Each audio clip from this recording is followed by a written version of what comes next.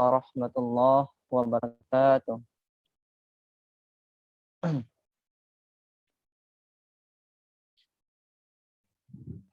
Alhamdulillahi rabbil alamin wassalatu wassalamu ala asyrafil anbiya'i wal mursalin sayyidina Muhammadin wa ala alihi wa sahbihi ajma'in.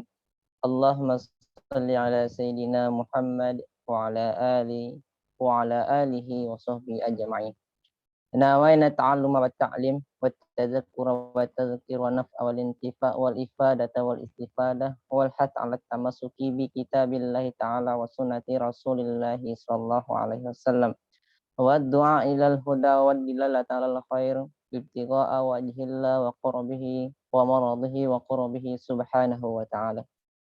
Allahumma alhimna ilman nakahu bihi awamirak wa nawahiyak warzuqna fahman na'rifu bihi kaifa nunajika ya arhamar rahimin. Allahumma rzuqna fahman nabiyyin wa hifdzal mursalin wa ilhamal malaikatil muqarrabin rahmatika ya arhamar rahimin. Allahumma aghnina bil ilmi wa zayyinna bil ilmi wa akrimna bit taqwa wa jammilna bil afiyah ya arhamar rahimin. Allah ftah alaina futuhal arifin amma ba'd. Selamat datang kepada jamaah semuanya dalam lanjutan kajian kita atau kajian mingguan kita dalam kajian fikih. Muqaddimah kita pakai kitab Muqaddimah Hadramiyah, yang mana kitab ini karangan ulama Yaman. Alhamdulillah sekarang sudah pertemuan ke-25. Berarti perkiraan pengajian kita sudah sampai sekitar 7 bulanan lah, lebih setengah tahun. Baru 25 pertemuan. Mudah-mudahan dengan kita mengaji fikih atau kita Muqaddimah Hadramiyah ini, biar ibadah kita biar lebih sempurna dan lebih pengetahuan kita lebih tahu dengan apa yang kita lakukan itu tidak hanya menurut atau apa yang dikerjakan orang jadi kita kerjakan gitu. Istilahnya ya, apa yang kita kerjakan itu sesuailah dengan sunnah dan Al-Quran dan ulama lakukan.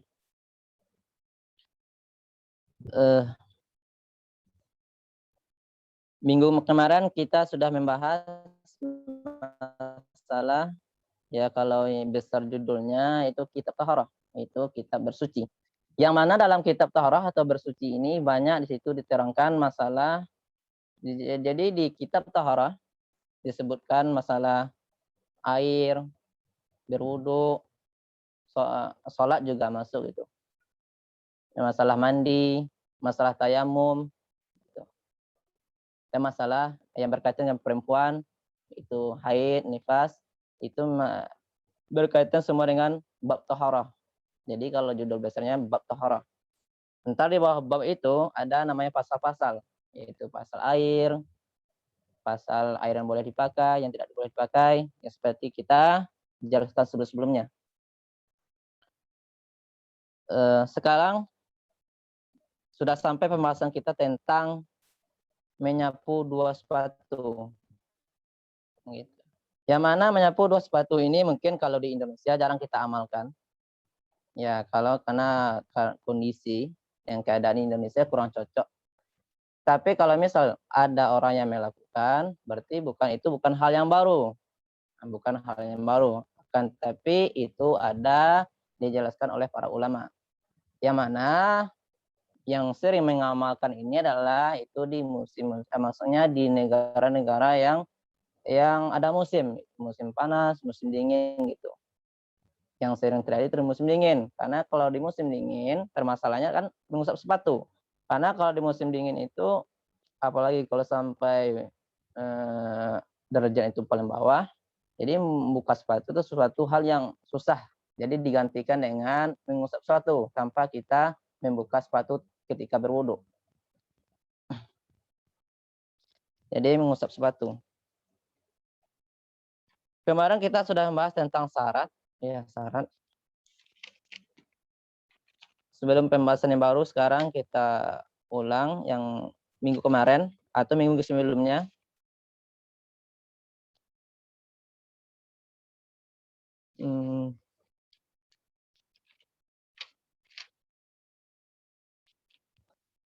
Jadi dalam pembahasan masul khufain atau menyapu dua sepatu, jadi dalam permasalahan fikih itu ada namanya mashun atau ada namanya ghuslun.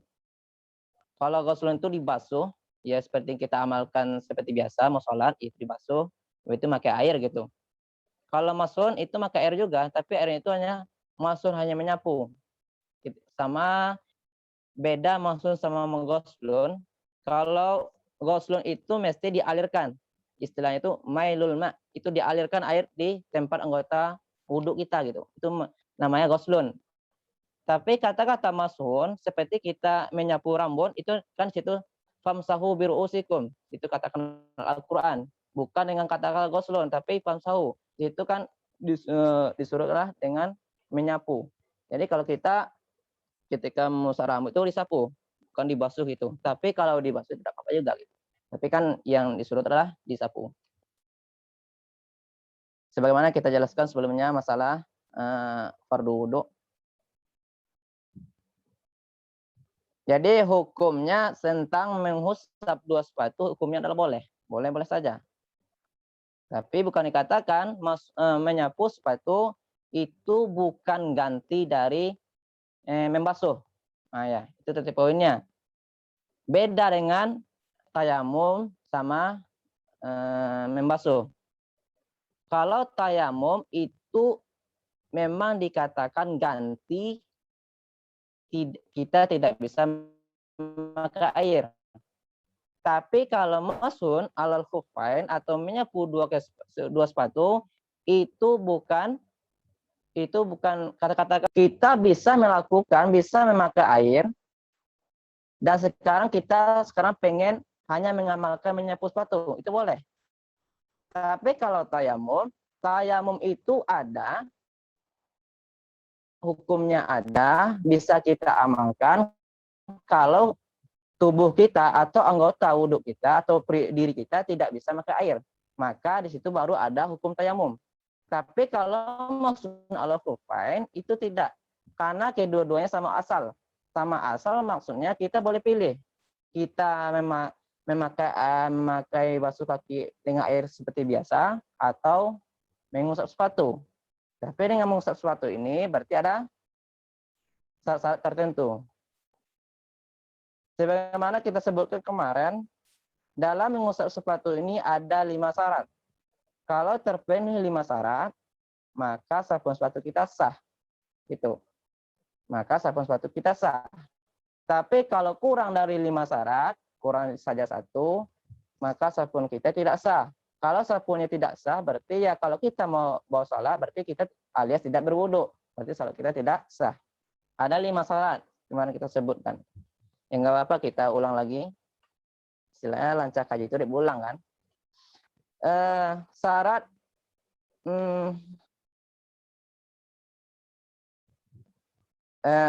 saya pun sering mendengar gitu. Jadi ketika mau berwudu, ada teman bilang, misal kita mau pergi ke mall atau pergi-pergi ke satu tempat lah gitu.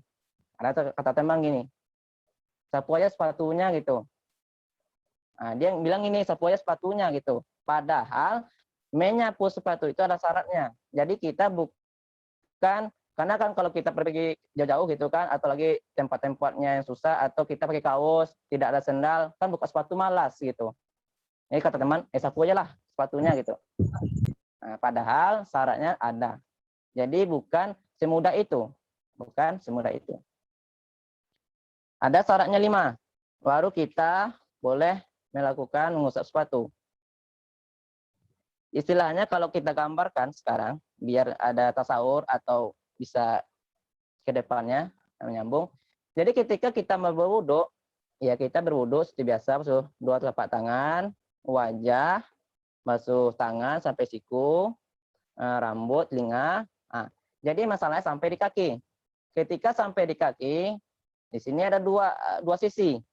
Nah, yang pertama, seperti yang kita lakukan biasa adalah kita basuh kaki kita dengan air. Istilahnya nggak pakai sendal, tidak pakai sepatu.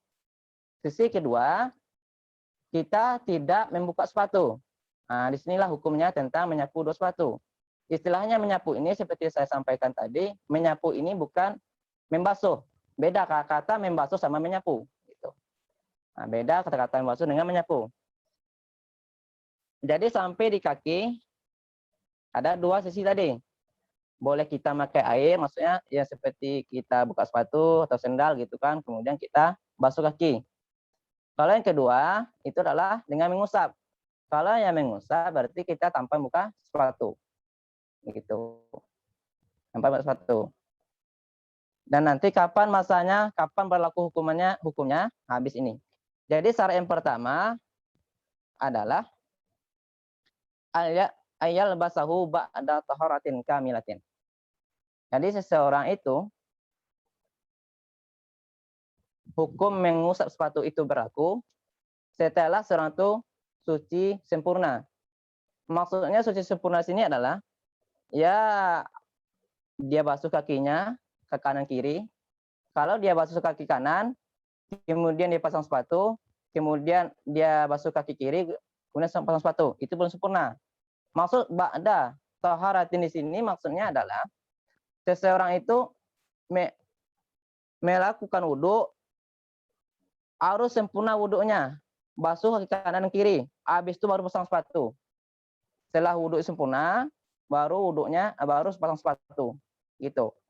Itu jadi ayal basahu ba'da taharatin kamilatin, bahwa dia memakai sepatu setelah taharahnya sempurna. Kalau taharah sempurna itu setelah basuh kaki kiri. Nah, gitu. Itu syarat yang pertama.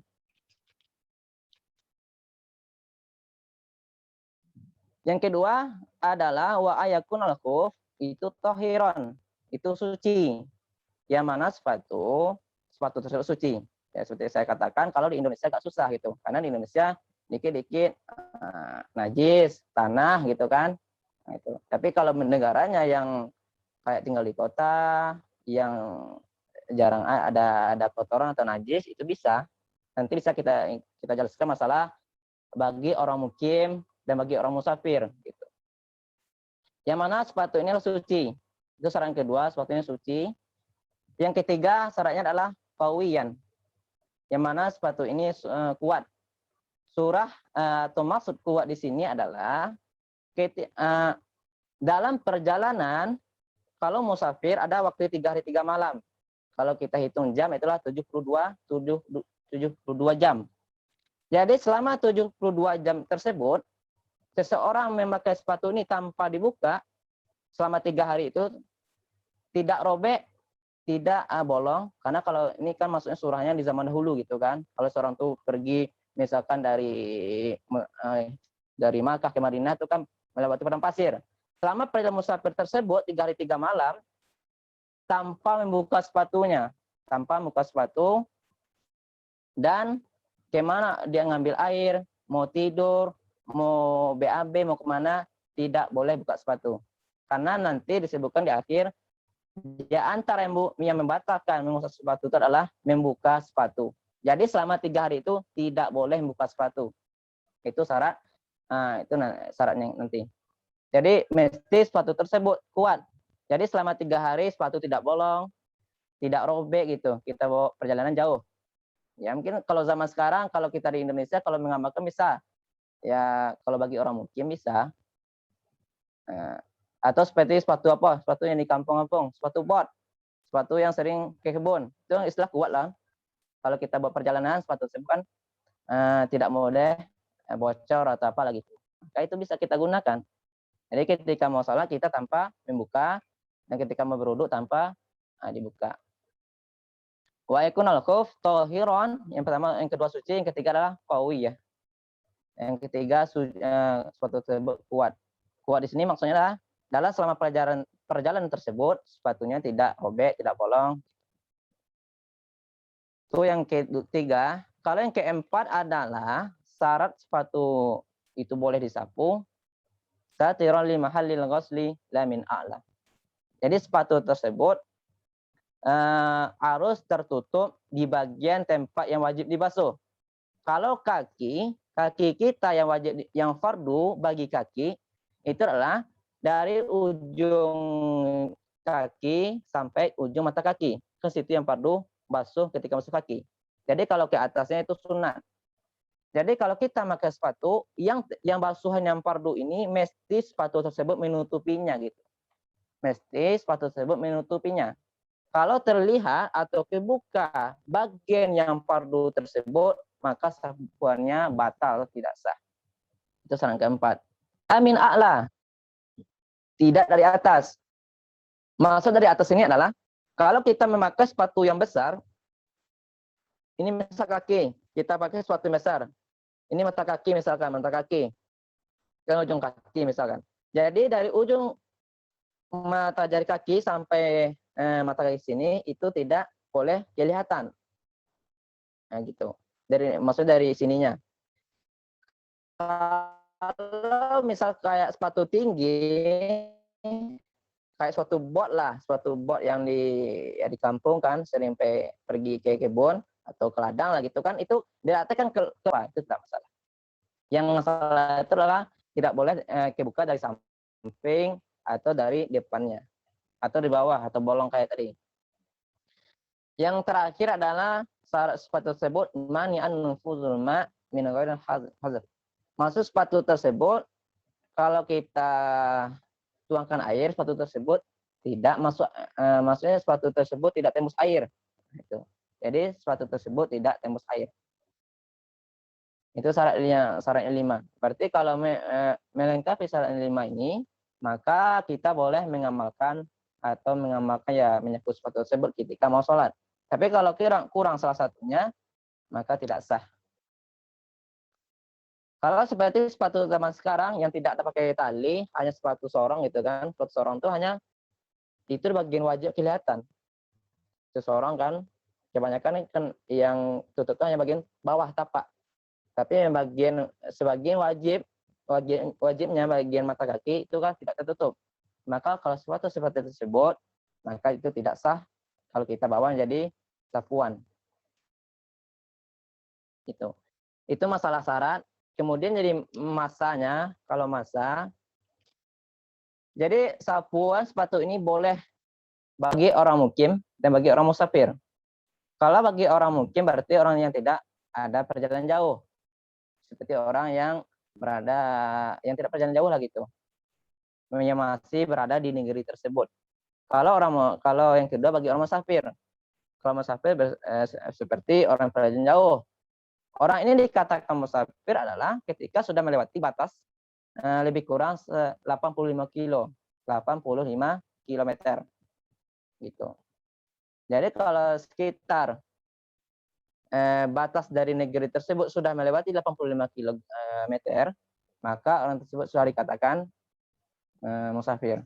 Ya bisalah kita katakan dari kalau selatan, kita ambil contoh dari Padang Aro. Padang Aro ke Padang itu sudah bisa kita katakan untuk mengusap sepatu sebagai orang yang musafir. Kenapa bisa? Karena itu sudah melewati batas. Ya paling kurang adalah dari Padang Aro itu ke Padang sekitar 150 kilo lebih lah. Nah, berarti kalau kita mau mengamalkan misalkan kayak qasar sholat, berarti sudah berlaku qasar di situ. Kalau main jamak sholat sudah bisa, karena itu bagi orang musafir. Karena dari selatan Padang Aro ke Padang itu sudah dikatakan musafir. Maka kalau seorang itu pengen mengamalkan kalau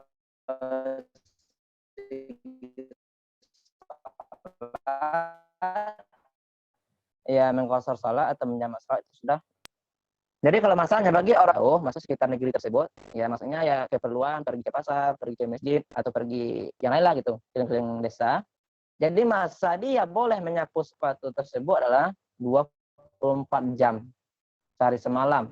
Kalau bagi orang musafir itu adalah 3 hari 3 malam, itu 72 jam. Itu masanya. Sebagaimana dijelaskan di pertemuan kemarin. Itu masa. Kemudian kapan sih mulainya gitu kan? Tadi sudah kita jelaskan berarti sepatu kayak apa saja yang boleh dipakai. Ya Kak, sepatu yang memenuhi 5 syarat. Yang kedua, kalau batasannya kalau bagi orang musafir ada masanya 3 hari 3 malam. Kalau orang yang mungkin ada 1 hari 1 malam. Sekarang kita bahas yang kapan waktunya itu dimulai dihitung. Kan kita katakan mukim 1 hari 1 malam, musafir 3 hari 3 malam. Kapan waktu tersebut dimulai? Apakah ketika kita mulai masang sepatu tersebut? Misalkan sekarang kita memakai sepatu, kita berwuduk zuhur. Ya, kita berwuduk zuhur. Ya, perjalanan dari Salatan ke Padang. Zuhurnya kita berangkat. Ketika berwuduk kita mau sholat zuhur berarti sebelumnya berwuduk sebiasa, wajah, tangan, kepala sampai kaki seperti wuduk biasa. Setelah wuduk kita pasang sepatu. Kemudian kita sholat. Jadi pertanyaannya, masa 24 jam atau 3 hari 3 malam itu dimulainya ketika langsung kita pakai sepatu tersebut atau tidak? Nah, kan itu pertanyaannya. Jawabannya tidak. Jadi kapan mulai 24 jam dan 72 jam tersebut? Nah, gitu. Misal tadi kan kita pakai wudhu untuk zuhur jam 1 misalkan. Jam 1 langsung kita pakai sepatu. Kemudian yang mulai hitung 24 jam atau 72 jam 3 hari 3 malam itu mulai hitungnya adalah setelah kita berhadas. Setelah kita berhadas baru di situ dihitung 24 jam atau 72 jam. Misalkan tadi kan jam 1 kita berwuduk, kita masuk zuhur, langsung kita pakai sepatu kita yang memenuhi 5 kriteria tadi, 5 syarat tadi, sepatu tersebut. Kemudian kita sholat dalam memakai sepatu. Sholat zuhur 4 rakaat, ya, terserah atau mau jamak, terserah lah gitu kan. Zuhur 4 rakaat. Kemudian yang mana hitungan ini mulainya kapan? Setelah kita berhadas. Ternyata jam 2 kita buang angin. Ya, jam 2 kita buang angin atau BAB atau BAK, buang yang kecil gitu kan. Terserah, penting hadas lah gitu. Atau bersentuhan kulit sama istri atau orang lain yang bukan mahram. Itu bukan muhrim ya. Jadi kalau di Indonesia kita kan sering sebut muhrim. Kalau muhrim itu sebenarnya ya kalau segi bahasa Arab itu salah penamaan. Kalau yang muhrim itu adalah artinya orang yang ihram. Kalau kita ihram, ya haji atau umroh, itu nama istilahnya ihram. Muhrim nama orang itu, muhrim gitu. Jadi kalau istilah di bahasa Arabnya itu berarti namanya isim fa'il. Kalau itu muhrim, ya muhrim itu. Berarti orang yang berihram gitu, Gitu. Jadi yang sebenarnya kata itu sebenarnya adalah kan kita kan sering masa, kamu sih bukan muhrim. Kamu tuh bukan muhrim aku gitu kan, kamu tuh bukan muhrim saya. Tapi yang sebenarnya tuh bahasanya adalah muhram yang artinya yang diharamkan gitu. Itu bahasa sebenarnya. Tapi ya kita sering baca muhrim. Jadi sampai sekarang kalau orang kan kamu bukan muhrim gitu. Tapi bahasa yang betulnya adalah muhram. Orang itu maksudnya yang diharamkan.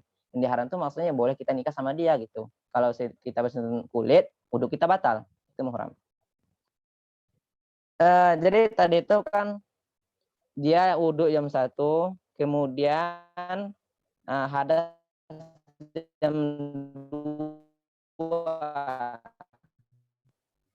Kemudian ketika berhadas, maka baru situ dihitung 24 jamnya atau 72 jam. Berarti jam 2 mulai. Jadi start jam 2. Jam 2 di start, berarti ketika dia mau sholat asar, baru sini berlaku hukum menyapu sepatu. Ketika dia mau sholat asar, dia tidak boleh membuka sepatunya lagi. Ya wudhu, pas nyampe kaki, tidak boleh buka sepatu. Berarti diusap ya sepatunya gitu. Usap sepatu. Nanti sholat maghrib juga gitu.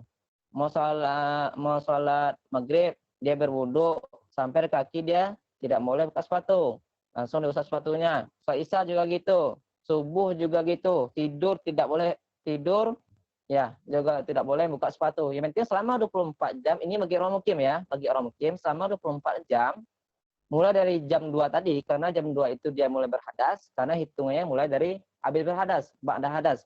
Jam 2 dia mulai, Berarti batasnya sampai jam 2 besok. Ini bagi orang mukim. Sampai jam 2 besok. Berarti ketika sholat asar besoknya, orang ini tidak boleh lagi menyapu sepatu. Nah, tidak boleh lagi menyapu sepatu karena waktunya sudah habis. Waktunya sudah habis 24 jam. Nah, gitu. Kalau dia mau mulai lagi, ini bagi orang mukim surahnya. Ini penjelasannya bagi orang mukim.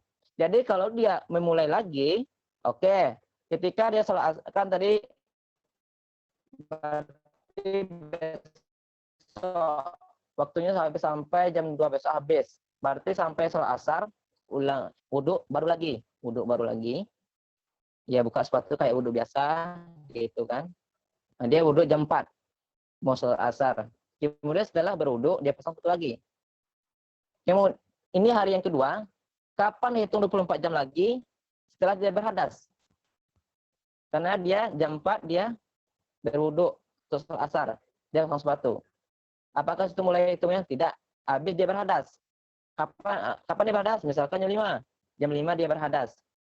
Berarti dari jam 5 besoknya sampai jam 5 hari selanjutnya, berarti situlah berlaku hukumnya 24 jam. Berarti ketika mau sholat maghrib, tidak buka sepatu, isya tidak, subuh tidak, kalau dia mau sholat tahajud, tidak juga. Penting selama 24 jam itu tidak boleh buka sepatu. Kalau dia buka sepatu berarti batal, ulang dari pertama lagi. Itu surah bagi orang mukim. Kalau orang musafir, kalau bagi musafir 3 hari 3 malam. Jadi selama 3 hari 3 malam, ya kalau dia sanggup berarti dia tidak buka sepatu. Kalau dia buka sepatu ini batal. Ya, dari musafir misalnya dari Padang Aro ke Medan gitu. Jadi selama dari Padang Aro sampai ke Medan dia tuh tidak boleh buka sepatu. Jadi ketika dia mau sholat, dia pasang terus sepatunya. Ketika mau tidur, mau kemana pun tidak boleh buka sepatu. Karena membuka sepatu itu diantara yang membatalkan sapuan sepatunya. Jadi sebenarnya bukan begitu mudah cara mengamalkannya. Kata orang kan ya sapu saja. Tapi harus ada cara-cara tertentunya. Kapan mulai boleh menyapu sepatu tersebut dan kapan waktunya. Itu ada masa-masa tersebut. Itu masalah. Itu belum ada yang rumit. Ada lagi yang rumit nih. Yang rumit maksudnya seseorang ini surah yang rumitnya. Ini surah itu tadi dia jam 1, dia sekarang surah bagi orang yang musafir. Dia itu adalah sekarang dia berwudu jam 1, pakai sepatu jam 1. Kemudian berhadas jam 3. Berarti jam 3 dia mulai dihitung setelah hitungnya. Berarti kalau orang musafir 72 jam. Sekarang menentukan masa musafir atau mukim. Kalau mukim berarti orang tidak musafir, orang yang hanya sekitar balad atau negeri tersebut. Ya, kalau masalah batas musafir itu banyak ulama khilaf. Kapan sih mulai hitungan musafir tersebut? Misal kita di Padang nih, di Padang kan. Kita di Padang kan jadi hitungan musafir tersebut kapan? Apakah dari rumah kita telah dihitung 85 kilo? Nah itu. Apakah situ? Atau pas di batas negeri kita? Misalnya di Padang yang lebih murah. Kalau di Padang, kan Padang tuh kan luas gitu kan, luas. Kita sekarang pengen musafir ke Selatan. Jadi batas mulai dihitung 85 kilo itu di mana? Setelah melewati batas Padang. Apakah batas Padang itu adalah tempat bingkuang yang ada bingkuang itu kan? Date tinjau. Apakah situ batas Padang itu kan pemerintah menentukan. Itu kan batas-batas provinsi atau batas-batas kan pemerintah yang ngatur. Maksudnya batas sini adalah kan itu tinjau balad atau negeri. Jadi hitung 85 kalau misalkan di Padang tadi berarti mulainya adalah ya sampai Lubek kata lah, Lubek ya kan Lubek kata ya perbatasan Padang sampai keramaian di atas Lubek mungkin bisa dikatakan ya di Stinjau berarti sudah situ sudah dihitung atau sudah mulai itu hitungan kilonya Berarti di situ sampai berangro sampai enggak 85 kilometer. Kalau sampai berarti dari situ kita sudah niat musafir atau sudah niat untuk mau jama atau qasar, situ dimulai niat kita. Jadi hitungnya bukan kita, misal kita tinggal di Surang Padang atau tinggal misalnya di Paca atau misalnya tinggal di tengah-tengah di Pasaraya. Apakah hitungnya mulai dari Pasaraya? Tidak. Jadi batasan musafir tersebut itu adalah dari batas Balat. Jadi batas Balat itu batas negeri Padang itu. Maksudnya batas negeri Padang, apakah batas yang ditentukan oleh pemerintah? Tidak. Jadi batas itu adalah batas tempat keramaian lah gitu. Karena di sini maksudnya kalau orang Arab dulu itu, kalau orang Arab di Padang Pasir itu kan biasa mereka kan di apa namanya itu? Dipagar kan, dipagar sebalik kampungnya. Dipagar kayak di Sierra. Jadi batas seorang ini mulai dihitung musafir adalah sampai di gerbangnya. Sampai di gerbang berarti baru situ dihitung dia mulai musafir. Jadi bukan dia misalkan berada di tengah kota sekarang, tengah kota atau balat gitu kan, kemudian di situ dihitung bukan, tapi di penghujung balat atau di perbatasan balat. Itu masalah musafir. Tapi lebih lengkapnya penjelasannya biasa di masalah tayamum, karena masalah tayamum itu berkaitan sekali dengan masalah musafir atau mukim. Ini sekilas saja masalah musafir. Tadi masalah yang rumit apa tadi, masalah menyapu dua sepatu. Ketika dia jadi menentukan seorang itu musafir, dikatakan hukum musafir, dikatakan ditlakkan, dia dikasih hukum musafir atau mukim, itu ketika dia mau berjalan. Misalkan tadi jam 1 dia wudhu, pakai sepatu, jam 3 dia berhadas. Kemudian sekarang orang itu bisa kita katakan musafir atau mukim ketika dia memulai mengusap sepatunya. Kalau seseorang itu jam 3 dia berhadas, kemudian jam 4 dia musafir, dan dalam keadaan musafir dia mengusap sepatu, maka seorang itu bisa dikatakan musafir. Tapi ada lagi surahnya.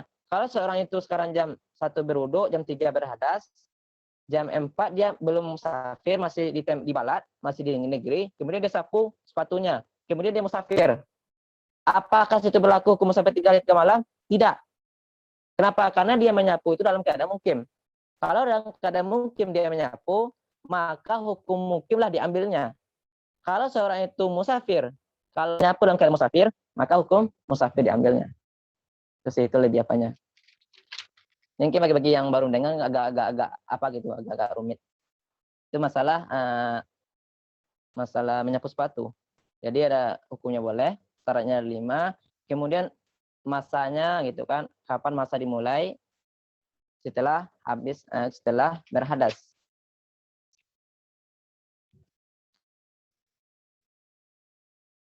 Kemudian masalah yang masul kufain itu menentukan kalau dia menyapu sepatu ketika musafir, maka orang itu dikategorikan musafir. Kalau dia menyapu sepatu itu dalam keadaan mukim, maka orang itu diambil hukum mukim, itu 24 jam. Nah, kalau 24 jam, walaupun dia musafir, berarti tidak berlaku hukum 72 jam atau 3 hari 3 malam. Berarti hanya berlaku 24 jam walaupun dia musafir. Karena menentukan itulah ketika dia menyapu. Oke. Sekarang masalah pembahasan sekarang. Masalah hari ini. Itu pembahasan murojaah kaji yang kemarin. Bismillahirrahmanirrahim. Kita mungkin habis ini. Mungkin ada yang menanyakan silahkan.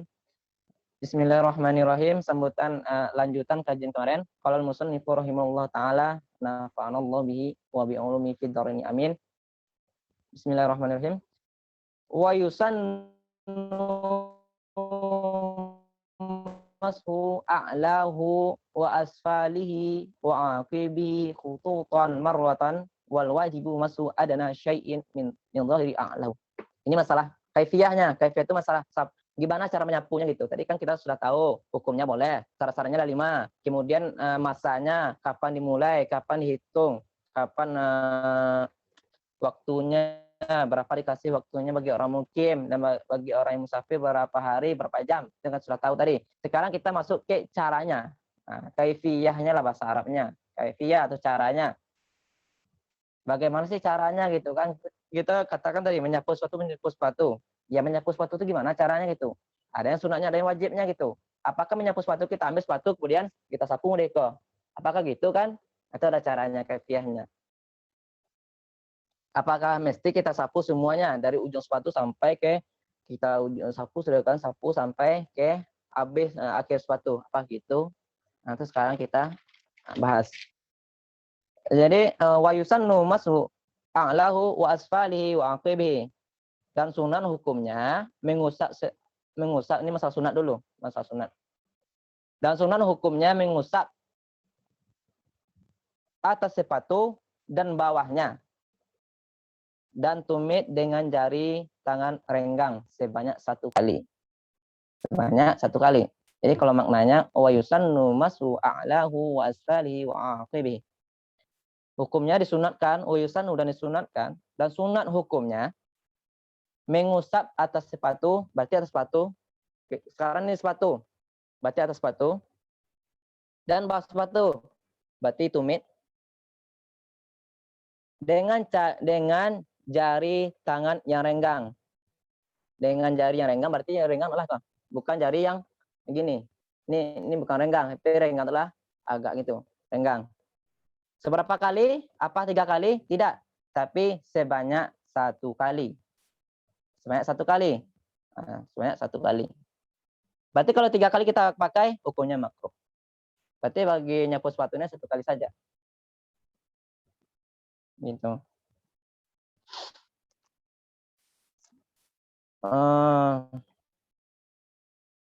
Wasfali wa aqibi khututan maratan wal wajibu masu adana syai'in. Nah ini. Wal wajibu masu. Tadi itu yang sunat kan? Kalau yang sunat berarti basuh sapu tumit sapu atasnya dan sapu bawahnya, berarti tapaknya lah gitu. Tapaknya dengan jari renggang sebanyak 1 kali. Tapi yang wajibnya, yang fardunya itu kan sunat tadi. Kalau yang fardunya, yang wajib atau fardu, wal wajibu masu adana syai'in min zahiri a'lahu. Kalau yang wajib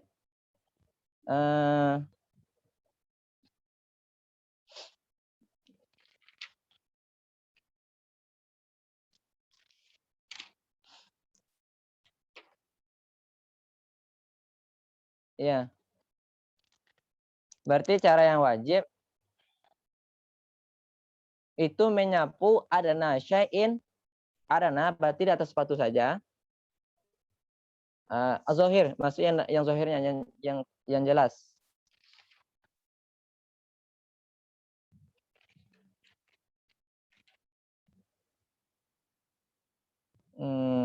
Ya.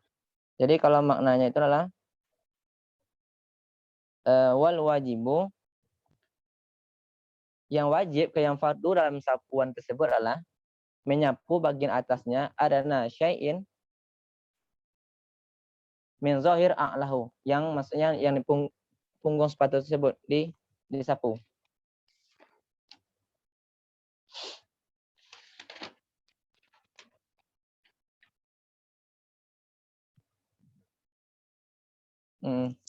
Wal wajibu masu adana syai'in min zahiri a'lahu, dan yang wajibnya, tadi kayaknya wajib, tadi sunat, sekarang wajibnya, dan yang wajibnya mengusap sedikit dari bagian atasnya.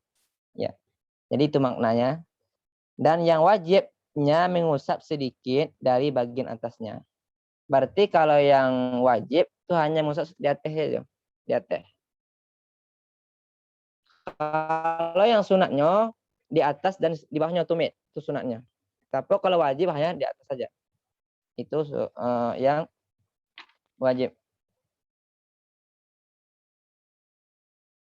Jadi sekarang kita mengusap sepatu itu ada 2 cara.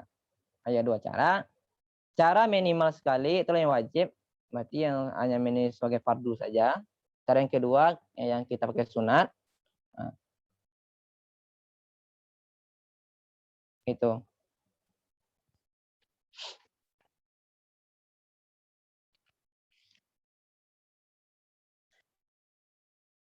Jadi ketika menyapu sepatu, kalau pengen kaifiahnya caranya, pertama secara sunat. Sunat itu maksudnya adalah cara menyapunya. Kalau yang sunat, ini misal sepatu nih. Ini yang di tengah ini sepatu misalkan. Ini tangan kita sekarang menyapu sepatu yang kanan. Berarti nyapu yang kanan, kalau kita mengamalkan sunat, kita tarik. Maksud tarik itu adalah tangan kanan di depan di ujung sepatu dan tangan kiri di belakang, di tumit sepatu gitu, di belakang sepatu. Kemudian kita menyapunya adalah kita berlawanan arah. Berarti tangan kanan ditarik belakang, kiri tarik ke depan, ke depan gitu. Jadi gini. Jadi gini. Ini tangknya di atas gini, ini kiri ke bawah. Jadi kanan tarik, kiri dimajukan. Nah gitu. Ini cara sunatnya. Ini tapaknya, tumitnya, ini yang punggung sepatu gitu. Satu kali saja. Tapi kalau kanan kiri berarti kiri yang di atas, kanan di bawah. Gitu. Kiri. Itu caranya. Tapi kalau yang sunat, yang wajibnya, yang fardunya, boleh kita lakukan ketika menyapu sepatu satu jari saja. Kita ambil air, kemudian kita ini sepatu misalkan, ini sepatu ya.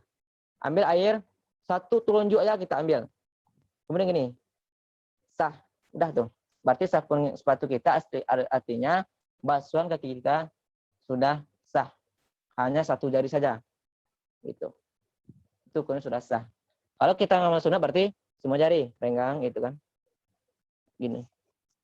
Tapi kalau kita yang fardu saja, yang wajib saja berarti ya berarti yang di atas saja. Set. Gitu. Ambil satu jari saja, air set gitu kan. Kemudian sepatu nih di atasnya saja. Maka itu sudah sah sabun sepatunya. Berarti sudah bisa menggantikan basuhan kakinya. Itu masalah sunat dan wajibnya. Sekarang masalah yang membatalkan sepatu. Yang membatalkan tadi kan kita sebutkan. Kalau bagi orang mungkin itu ada masanya 24 jam. Kita hitung tadi mulai hitung 24 itu 4 jam setelah habis berhadas. Tadi kita misalkan dia tuh berhadas jam 2. Berarti sampai jam 2 besok 24 jam. Gitu kan? Jadi selama 24 jam tidak boleh dia melakukan yang membatalkan ini. Apa yang membatalkan yang pertama adalah khol-un. Jadi selama 24 jam itu dia tidak boleh khol-un. Khol-un itu artinya membuka. Tidak boleh dia membuka sepatunya selama 24 jam. Baik itu mau tidur, mau itu BAB atau yang penting selama 24 jam tidak boleh dia buka sepatu. Artinya dia pakai sepatu terus. Itu yang pertama. Kedua adalah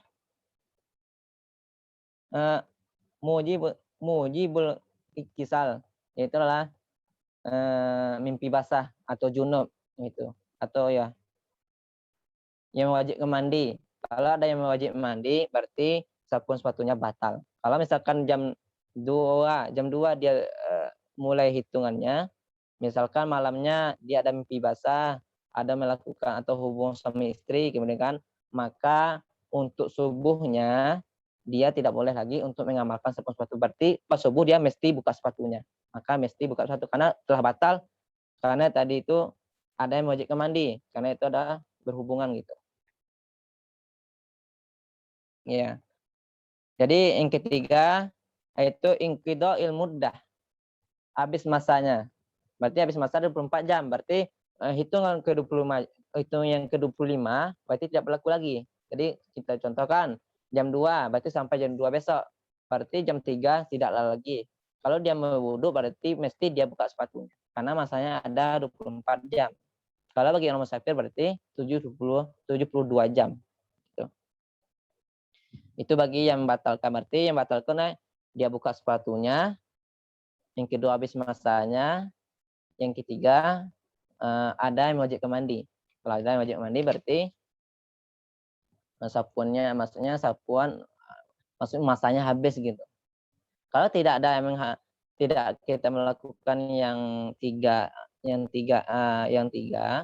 berarti ya habisnya apa? Ya habis dengan masa hitungan 24 jam atau 72 jam. Itu sih. Itu masalah sapuan sepatu. Maka dengan pembahasan terakhir yang batalkan sapuan sepatu, maka masalah masul khufain, berarti habis pembahasannya. Itu masuk kita ke pembahasan baru lagi. Itu sebelum masuk kita pembahasan baru, mungkin dari jemaah ada yang ingin menanyakan, mungkin silahkan. Yang mungkin dari tadi itu ada penjelasannya agak kurang atau terlalu cepat atau oh ya itulah yang bisa ditanyakan.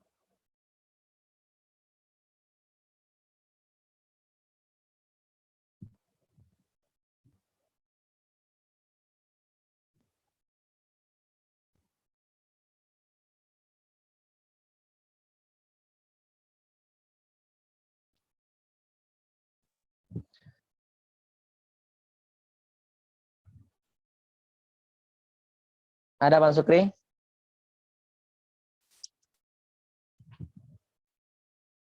Atau dari Bang Melki?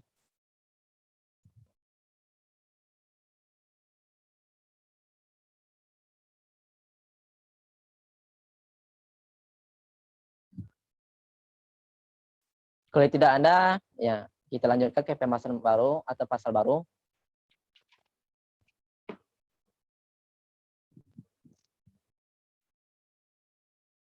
Tidak ada.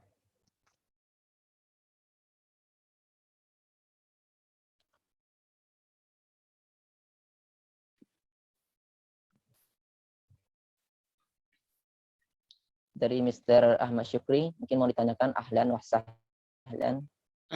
Falyatafaddal mashkur. Cukup. Ustaz, cukup Ustaz, Dari insyaallah. dari Mr. Melki yang ingin ditanyakan. Apa ya? Faddal. Seperti mohon maaf ya, off Iya. kamera karena udah ini. Jadi kayaknya ini berlaku untuk orang-orang yang hidup di negeri yang ekstrim saja ya. Seperti di kutub barangkali ya, yang cuacanya dingin banget, atau pada musim dingin barangkali, yang atau lagi liburan ke salju gitu ya. Itu kita selalu pakai sepatu karena dingin dan nggak mungkin pakai kaki ya. Tapi apakah kita dikatakan sombong nih kalau seandainya kita tidak memanfaatkan kemudahan seperti itu? Misalkan kayak pergi dari Solo ke Padang, ada di Moralabu ke Padang.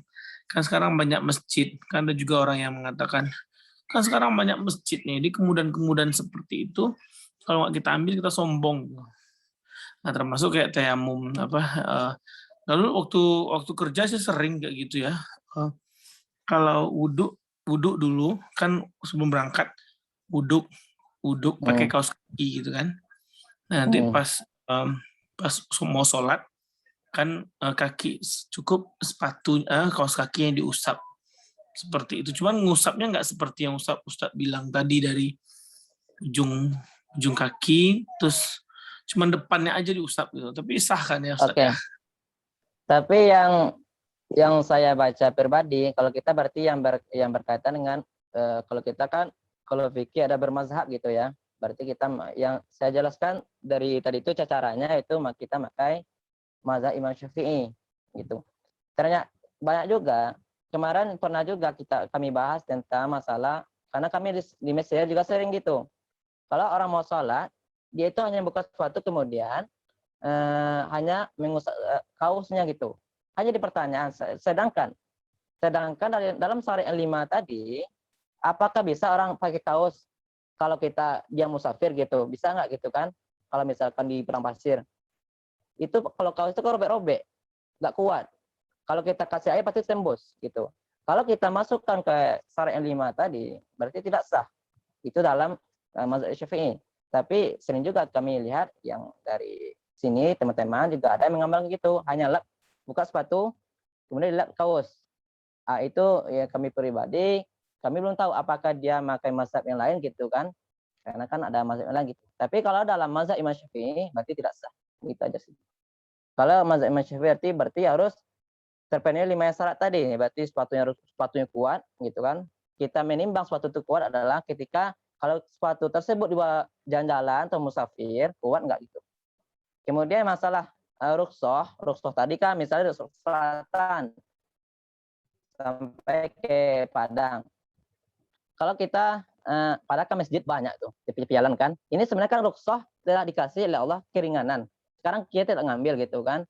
Maksudnya atau sebaliknya masjid banyak gitu kan, bisa singgah jalan kemudian sholat gitu tanpa kita mengkosor. Ntar aja di Padang gitu kan, atau sekarang aja lah sejamak gitu. Misalkan berangkat kita jam 12 atau ya zuhur lah gitu kan, atau jam 12 ntar aja sholat di Padang gitu, saya jamak aja, saya niatkan jamak takhir gitu kan, maka berarti kita bawa zuhur ke asar, terus saja sholat asar ya, zuhurnya di Padang gitu. Itu kan ada rukhsah gitu. Karena kenapa ada rukhsah? Karena telah melengkapi syarat tertentu, karena kita sudah musafir, karena ada rukhsah gitu. Karena rukhsah ini kan telah dikasih keringanan bagi kita. Tapi kalau kita ya mau sholat juga, kita tidak ambil rukhsah ya nggak apa-apa sih. Misalkan tak masuk zuhur, kita berhenti sholat zuhur, tetap 4 rakaat. Ya kalau orang mau lakukan itu nggak apa-apa. Gitu aja sih. Oke Ustaz. Tapi yang Abang Mel kita yang tadi itu masalah yang apa itu kaos itu juga banyak kami lihat. Itu kurang apa ya? Kurang tahu juga sih. Saya pribadi itu apakah dia memakai pendapat siapa gitu? Mungkin pendapat Imam lain gitu kan? Karena kan kita ada mazhab kayak Imam Hanafi, Maliki gitu kan, Syafi'i dan Hambali gitu. Kan yang 4 mazhab ini yang mayoritas lah Indonesia kita pakai mazhab ini. Ya kalau masalah bukan darurat juga sih, untuk orang yang kesulitan bukan juga. Kayaknya bisa juga Bang Melki ngamalkan gitu. Tapi ya misalnya kalau Bang Melki ngamalkan, ya sepatunya kalau menurut ini kayak itu kan, berarti ya sepatunya kuat. Gitu ya, minimal 5 syarat tadi, misalkan di Padang gitu.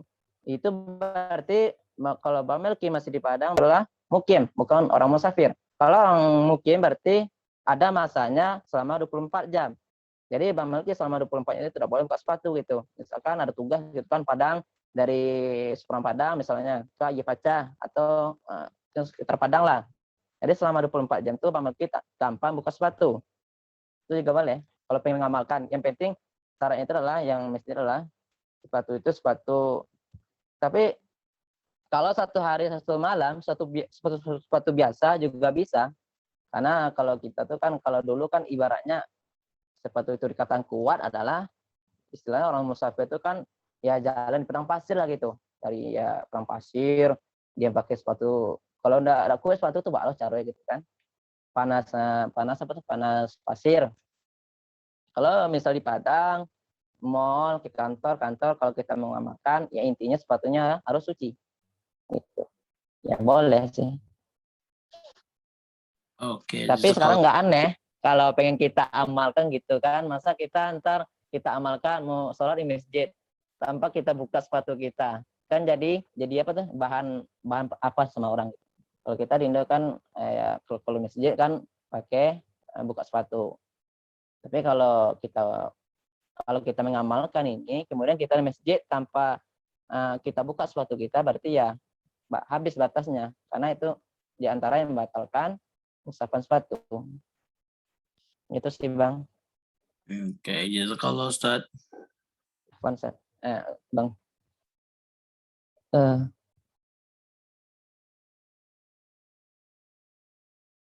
tapi ini sebagai wawasan aja sih. Kalau misalnya ada ntar ya di negeri kita gitu kan, kalau ada yang mengamalkan, jadi kita tidak boleh menilaikan orang itu salah gitu. Mungkin ada ajaran baru gitu kan, ajaran baru.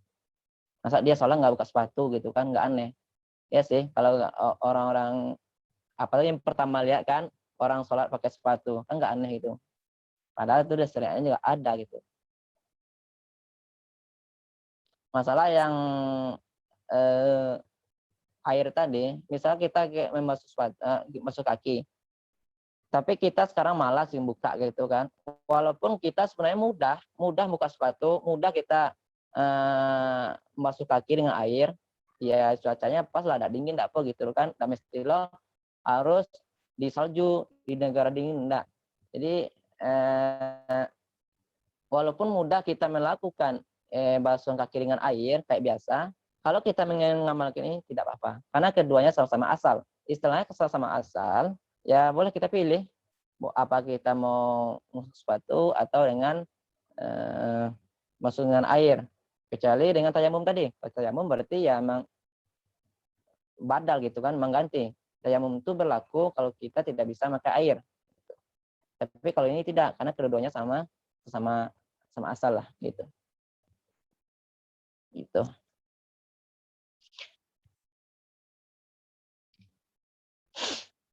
Mungkin dari yang lain, Mr. Syukri.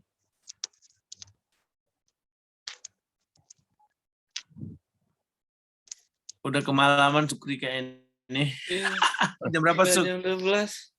Udah tidur lagi Sukri. Udah jam 12 Bang. 12 sekarang 10. Oke. Atau kita yang akhir. masalah pasal selanjutnya, masalah tentang membatalkan wudhu sih.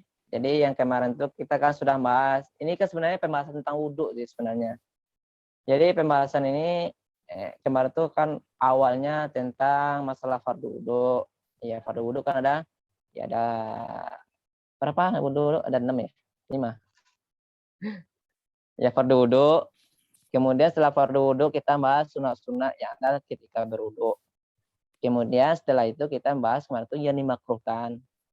Apa saja yang dimakruhkan ketika kita berwudhu. Yang keempat, kemarin itu kita sudah bahas apa saja syarat-syaratnya gitu. Jadi orang yang berwudhu itu apa saja syaratnya?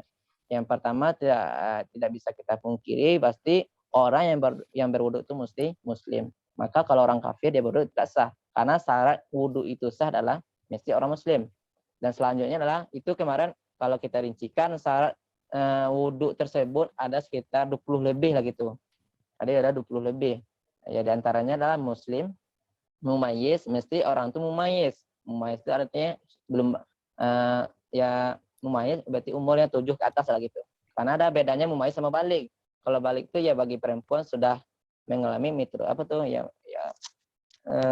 haid lah gitu. Haid kalau laki-laki adalah mimpi basah gitu kan. Itu namanya balik, berarti orang itu sampai balik.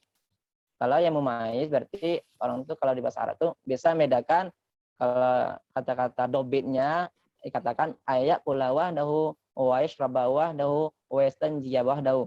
Bisa dia makan sendiri, bisa dia BAB sendiri, bisa dia minum sendiri. Itu telah dikatakan orang itu mumayyiz. Kalau mumayyiz berarti kalau dia ketika berwudu, nah itu wudu itu sudah dikatakan sah gitu. Tapi misalkan umur anak yang belum mumayyiz, misalkan anak-anak ini umur 4 tahun, 3 tahun dia berwudu, itu belum dikatakan sah wudunya, tapi untuk mengajarkan tidak apa-apa gitu.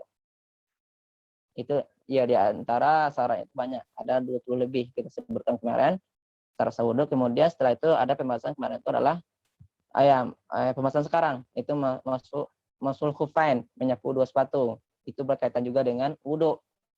Nah, insya Allah minggu depan kita akan bahas tentang pasal yang membatalkan lagi. Gimana itu kan rukun sudah, sunat sudah, makruh sudah, dan syaratnya sudah. Yang terakhir lah. Itu yang terakhir pembahasan wudu adalah yang membatalkan wudu. Apa saja sih yang membatalkan wudu? Ini saya sebutkan. Di antaranya ada 4 poin. Jadi ada 4 poin, besok kita jelaskan. Ada 4 poin yang membatalkan wudu. Setelah pasal ini baru kita bahas tentang masalah orang istinja. Istinja itu maksudnya adab-adab ketika kita buang air kecil, buang air besar gitu. Apakah boleh kita menghadap kiblat, kita buang air besar atau belakang kiblat gitu. Atau misal kita di tanah lapang gitu kan, ya kayak kita dulu lah kayak di SD gitu kan, seorang terbuang BAB gitu kan di lapangan gitu, apa hukumnya gitu. Makruh atau mubah boleh gitu kan. Itu nanti kita bahas. Gitu. Berarti untuk sekarang kita sudah aja loh Bang. Boleh Ustaz. Karena kesian Sukri ini udah kemalaman Sukri nih. Iya sih. Udah mulai pucat Sukri wajahnya nih. Oke, insya Allah kita lanjutkan lagi minggu depan Ustaz. Oke, insya Allah. Oke. Tutup dulu nak. Ya boleh tutup.